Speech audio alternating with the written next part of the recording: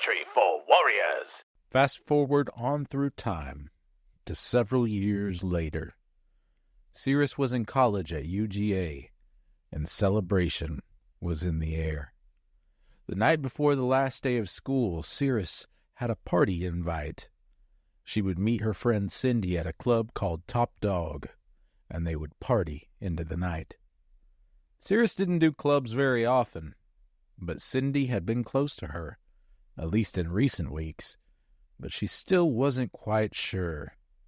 Regardless, she got dressed to the nines and put on her best leather boots, and as she walked into that club called Top Dog, she felt her senses uproot. The music was so very loud that her heart muscles struggled to beat. She couldn't see Cindy anywhere, the darkness was so complete. Then as her ears adjusted to sounds, she heard a million cuss words. She quickly decided that this place was simply for the birds. A drunken man grabbed her by the arm and said to her, "Let's dance." Cyrus angrily wrenched her arm away, and the man fell in a drunken trance. She left Top Dog as quickly as she came, and a tear rolled down her cheek. The feeling that she had of being misplaced had finally reached its peak. The hope of summer hovered over her, and the thought of returning home to a place where she was understood, where she'd never be alone. Fast forward on through time.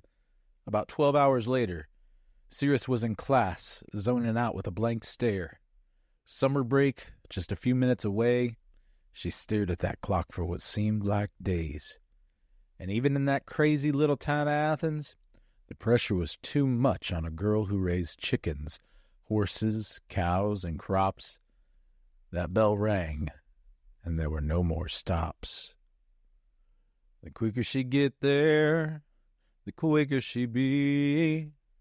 Back among the pine, creeks and peach trees, no matter what happened, no matter what changed, one thing never did, 'cause home is where the heart remains.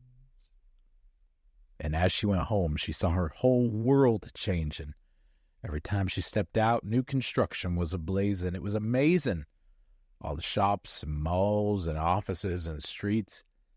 Man, they got gall, Cyrus thought every time her mind would drift.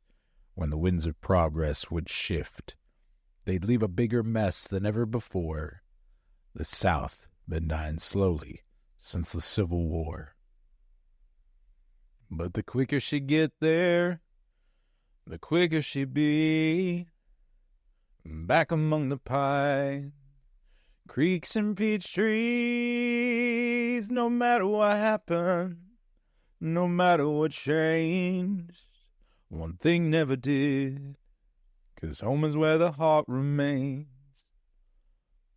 And even though the borders of the Joneses' home were surrounded by the aforementioned stores and chrome, their 20 acres of land were glorious. Cyrus ran inside, feeling victorious. The minute she opened the door to her home, she knew that she was no longer alone. All of everything she'd been feeling melted away. In the arms of her parents, tonight she'd stay. And country roads take her home to a place where she belongs. Alpharetta, that's her hometown. Take her home, country roads. This has been Poetry for Warriors Daily. For more, visit joshuadavidling.com.